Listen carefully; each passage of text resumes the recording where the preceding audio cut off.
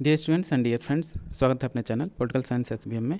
आइए अब हम सॉल्व करते हैं बीए सेकंड सेमेस्टर सोशियोलॉजी का एसओसी 104 यानी फर्स्ट पेपर है। पेपर का नाम है society in India, structure, organisation and change. ये पेपर आपका आज हुआ 13/6/2023 को। इसका हम सॉल्यूशन पेपर या आंसर के देख रहे हैं और आप इससे अपने आंसर मैच कर लीजिए कि कितने क्वेश्चन सही हो रहे हैं। Question number 1। आगे बढ़ने से पहले एक रिक्वेस्ट है, अगर आप चैनल पर नए हैं या पहली बार विजिट कर रहे हैं या अब तक आपने चैनल को सब्सक्राइब नहीं किया है तो प्लीज़ आप सब्सक्राइब कर लीजिए और वीडियो को अपने दोस्तों में शेयर कीजिए। आइए पहला क्वेश्चन देखते हैं। निम्नलिखित में से कौन सी एक विशेषता गाँव से संबंधित नहीं है? परिवारवाद, परंपरावाद, सजातीयता या सामाजिक समरूपता, डी बढ़ी हुई सामाजिक गतिशीलता। तो इसका आंसर होगा ऑप्शन 1, ऑप्शन डी बढ़ी हुई सामाजिक गतिशीलता गाँव से संबंधित नहीं है। क्वेश्चन नंबर 2 है, निम्नलिखित में से कौन सा इरावती करवे के ग्राम के वर्गीकरण से संबंधित नहीं है? समूहीकृत गांव, हेमलेट गांव, पंक्तिनुमा गांव या शाद्वल गांव। तो इसका आंसर होगा ऑप्शन डी, शाद्वल गांव यानी ओएसिस विलेजेस इरावती करवे के ग्राम के वर्गीकरण से संबंधित नहीं है। क्वेश्चन नंबर 3 है, एल मम्फोर्ड ने उन नगरों को जो गाँव के विस्तारण से निर्मित हुए नामकरण किया? महानगर, समस्या मूलक नगर, आरंभिक नगर या मध्यम नगर। तो इसका आंसर होगा ऑप्शन डी, मध्यम नगर यानी police. Option D right answer होगा। क्वेश्चन नंबर 4 है, द कल्चर ऑफ सिटीज पुस्तक के लेखक कौन है? ई दुर्खी, सी पी लुमिस, एल विर्थ या एल मम्फोर्ड। तो द कल्चर ऑफ सिटीज पुस्तक के लेखक आपके एल मम्फोर्ड है। ऑप्शन डी राइट आंसर होगा एल मम्फोर्ड। क्वेश्चन नंबर 5 है, टेर्नोपोलिस वे नगर हैं जो जिनकी प्रकृति औद्योगिक है, जो तीर्थ यात्रा के केंद्र से हैं, जो नियोजित शहर हैं, जो गंभीर रूप से बिगड़ती हुई स्थिति को दर्शाते हैं। तो इसका आंसर होगा टेर्नोपोलिस वे नगर हैं जो गंभीर रूप से बिगड़ती स्थिति को दर्शाते हैं। ऑप्शन डी राइट आंसर होगा। क्वेश्चन नंबर 6 है, भारतीय समाज को समझने के भरत विद्याशास्त्री उपागम से कौन संबंधित नहीं है? पी.एच. प्रभु, इरावती कर्वे, पी.एस. सोरोकिन या जी.एस. घुरिये। तो भारतीय समाज को समझने के भारत विद्याशास्त्री उपागम से आपके पी.ए. सोरोकिन संबंधित नहीं है। ऑप्शन सी राइट आंसर होगा पी.एस. सोरोकिन। क्वेश्चन नंबर 7 है, मिथ ऑफ कास्ट सिस्टम में कौन संबंधित है? जी.एस. घुरिये, पी.सी. जोशी, नर्मदेश्वर प्रसाद या एस.पी. नागेंद्र। इसका आंसर होगा कि मिथ ऑफ कास्ट सिस्टम से संबंधित आपके नर्मदेश्वर प्रसाद हैं। ऑप्शन सी राइट आंसर होगा। क्वेश्चन नंबर 8 है, डी.एन. मजुमदार द्वारा उन जनजातियों के लिए जो अपने संस्कृति से अलग हो गई निम्न पद का प्रयोग किया गया? सीमांत जनजातियाँ, प्रवासी जनजातियाँ, खेतिहर जनजातियाँ, समस्याग्रस्त जनजातियाँ। तो इसका आंसर होगा ऑप्शन डी, समस्याग्रस्त जनजातियाँ या प्रॉब्लमेटिक ट्राइब्स। क्वेश्चन नंबर 9 है, किसने राष्ट्रीय उपवन की अवधारणा का प्रयोग जनजातीय समस्याओं के निराकरण हेतु किया? ऑप्शन देखिए, G H. Hutton, G S. Ghurye, Verrier Elwin या अक्षय देसाई। तो इसका आंसर होगा Verrier Elwin. Option C right answer होगा वेरियर एल्विन। क्वेश्चन नंबर 10 है, कौन सा एक सही सुमेलित नहीं है? परिप्रेक्ष्य और समाजशास्त्री, भारत विद्या शास्त्री उपागम। आपसे पूछा है कौन सुमेलित नहीं है, तो भारत विद्या शास्त्री उपागम से जुड़े समाजशास्त्री आपका जी.एस. घुरिये। ऑप्शन सही है। ऐतिहासिक उपागम ए.आर. देसाई, ये भी सही है। और संरचनात्मक प्रक्रियात्मक यानी एम.एन. श्रीनिवास, ये भी सही है। तो इसका आंसर ऑप्शन डी होगा। द्वंद्वात्मक इरावती कर्वे नहीं जोड़ा, इसे कार्ल मार्क्स जुड़ा है, तो ऑप्शन डी राइट आंसर होगा। Conflict and Irawati Karve. Question number 11, अनुकूलतम जनसंख्या सिद्धांत प्रतिपादित किया गया? ड्यूमा द्वारा, माल्थस द्वारा, स्पेंसर द्वारा या एडविन कैनन द्वारा। तो इसका आंसर होगा ऑप्शन डी, एडविन कैनन के द्वारा अनुकूलतम जनसंख्या सिद्धांत प्रतिपादित किया गया। ऑप्शन डी, एडविन कैनन सही होगा। क्वेश्चन नंबर 12 है, कौन सा एक सही सुमेलित नहीं है? प्रभु जाति, एम.एन. श्रीनिवास, भारतीय ग्राम, एस.सी. दुबे, पवित्र प्रदूषण, Dumont, caste and race India, Irawati Karve.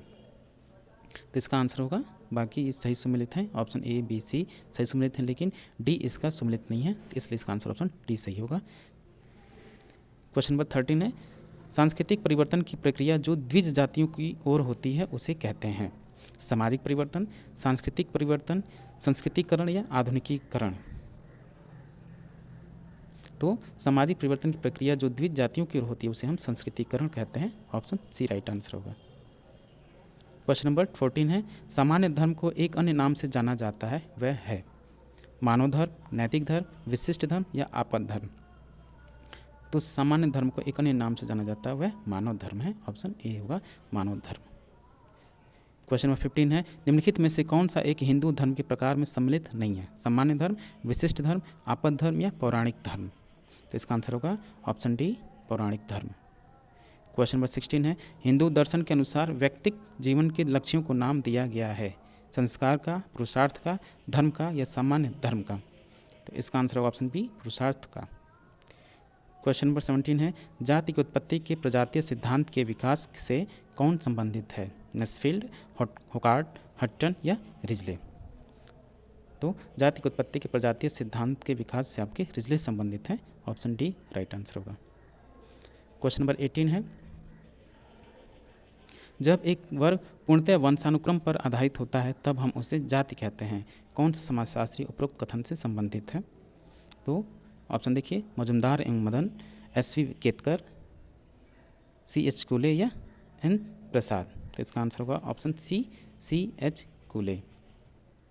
Question number 19 है, राष्ट्रीय जनसंख्या नीति कब अस्तित्व में आई? 2014, 2008, 18, 2000 या 2010। तो इसका आंसर होगा राष्ट्रीय जनसंख्या नीति आपके सन 2000 में आई। क्वेश्चन नंबर 20 है, हिंदू विवाह में अंतर्विवाह के नियम हैं। नियम में एक व्यक्ति अपनी ही जाति में विवाह कर सकता है, एक व्यक्ति अपने ही गांव में विवाह कर सकता है, अपने ही गोत्र में विवाह कर सकता है या अपने ही पिंड में विवाह कर सकता है। तो इसका आंसर है ऑप्शन ए कि हिंदू विवाह अंतर्विवाह के नियम में एक व्यक्ति अपनी ही जाति में विवाह कर सकता है। ऑप्शन ए सही होगा। क्वेश्चन नंबर 21 है, भारतीय समाज पुस्तक किसने लिखी है? Sorokin, M.N. Srinivas, D.N. Majumdar या S.C. दुबे। तो भारतीय समाज नामक पुस्तक आपकी S.C. दुबे के द्वारा लिखा गया। ऑप्शन डी राइट आंसर होगा S.C. दुबे।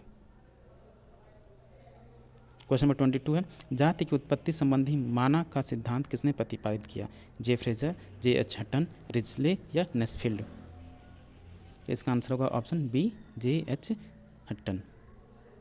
क्वेश्चन नंबर 23, एक धर्म के अंतर्गत अलग अलग वैचारिकी के आधार पर विकसित होने वाले मुख्य शाखाओं को क्या कहा जाता है? मठ, आश्रम, संप्रदाय या पंथ। तो एक धर्म के अंतर्गत अलग अलग वैचारिकी के आधार पर विकसित होने वाले मुख्य धर्म को हम संप्रदाय कहते हैं। Option C. क्वेश्चन नंबर 24, एक विशिष्ट भाषा, संस्कृति तथा अर्थव्यवस्था वाले आत्मनिर्भर समुदाय को क्या कहा जाता है? प्रजाति, जनजाति, जाति या प्रभु जाति। तो इसको हम जनजाति की संज्ञा देते हैं। ऑप्शन बी ट्राइब सही होगा। क्वेश्चन नंबर 25 है, G.S. घुरिये ने जाति की कितनी विशेषताओं का उल्लेख किया है? 5, 4, 3 या 6। तो इसका आंसर होगा ऑप्शन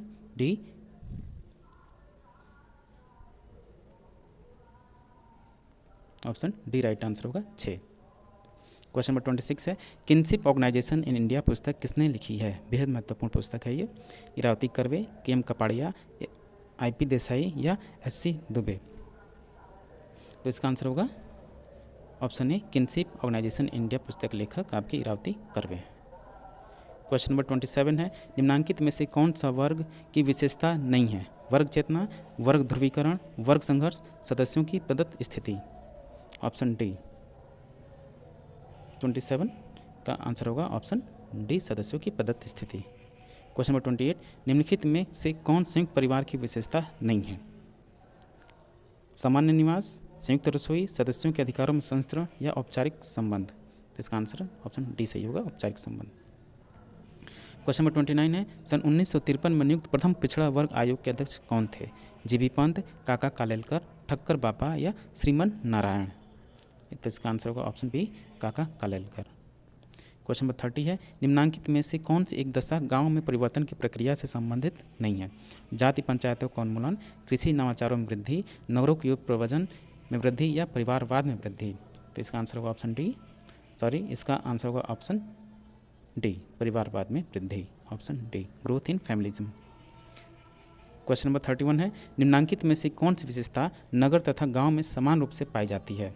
आर्थिक प्रतियोगिता, राजनीतिक गुटबंदी, नई प्रौद्योगिकी का उपयोग या ये सभी। तो इसका आंसर होगा ऑप्शन डी ये सभी। क्वेश्चन नंबर 32 है, भारतीय विद्याशास्त्री उपागम के आधार पर किसने नातेदारी व्यवस्था का विश्लेषण किया? Kathleen Gough, Pramila Kapoor, B.R. Chauhan या इरावती कर्वे? इसका आंसर होगा option D, Irawati Karve. Question number 33 है, निम्नलिखित में से कौन सी एक विशेषता नगर से संबंधित नहीं है? सांस्कृतिक विभिन्नताएं, अनौपचारिक संबंध, विकसित प्रौद्योगिकी या प्रतिस्पर्धा? तो इसका आंसर होगा कि जो विशेषता नगर से संबंधित नहीं है, अनौपचारिक संबंध। अनौपचारिक संबंधों में ये नगरीय विशेषता नहीं होती है, नगरीय विशेषता में केवल औपचारिक संबंध होते हैं। तो इसका आंसर ऑप्शन होगा इनफॉर्मल रिलेशनशिप। क्वेश्चन 34, निम्नलिखित में से कौन सी एक विशेषता ग्राम से संबंधित नहीं है? सामाजिक समरूपता, सामाजिक गतिशीलता, परंपरावाद या परिवारवाद? तो इसका आंसर होगा ऑप्शन बी, सामाजिक गतिशीलता आपकी ग्राम की विशेषता नहीं है। ऑप्शन सोशल मोबिलिटी सही होगा इसका आंसर। क्वेश्चन नंबर 35 है, भारत के किस आधार पर गांव को परिभाषित किया जा सकता है? भारत में किस आधार पर गांव को परिभाषित किया जा सकता है? ऑप्शन देखिए, गैर कृषि व्यवसाय, जनसंख्या, औपचारिक संबंध या विशेष जीवन विधि? इसका आंसर होगा ऑप्शन डी, विशेष जीवन विधि। क्वेश्चन नंबर 36 है, M.N. श्रीनिवास के अनुसार भारतीय ग्रामों की सामाजिक आर्थिक संरचना प्रभावित होती है जनसंख्या के आकार से, प्रभु जाति से, संस्कृति से या धार्मिक विश्वास से? तो इसका आंसर होगा ऑप्शन बी, प्रभु जातियाँ। क्वेश्चन नंबर 37 है, अध्ययन का संरचनात्मक प्रक्रियात्मक उपागम दूसरे नाम से भी जाना जाता है? सांस्कृतिक उपागम, आनुभविक उपागम, द्वंद्वात्मक उपागम या प्रत्यक्षवादी उपागम? तो इसका आंसर होगा ऑप्शन बी, अनुभविक उपागम। क्वेश्चन नंबर 38 है, भारतीय संविधान में कितनी भाषाओं को मान्यता दी गई है? 19, 20, 21 या 22? तो भारतीय संविधान के 8वीं अनुसूची में 22 भाषाओं को मान्यता दी गई है। ऑप्शन डी सही होगा। क्वेश्चन नंबर 39, निम्नलिखित में से कौन भारत विद्याशास्त्री परिप्रेक्ष्य से संबंधित नहीं है? तो इसका आंसर होगा option D, D.P. Mukherjee. Question number 40 है, किस भारतीय समाजशास्त्री ने लघु समुदाय की अवधारणा प्रस्तुत की? G.S. Ghurye, H.C. Dubey, M.N. Srinivas या A.R. देसाई? तो लघु समुदाय की अवधारणा को प्रस्तुत करने वाले आपके G.S. घुरिये हैं। ऑप्शन ए सही होगा।